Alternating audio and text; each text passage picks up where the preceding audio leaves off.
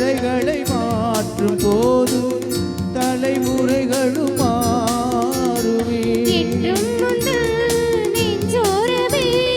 அன்பே உந்தன் சஞ்சாரமே வெள்ளை புறா ஒன்று எங்கள் கையில் வராமலே நமது கதை புது கவிதை இலக்கணங்கள்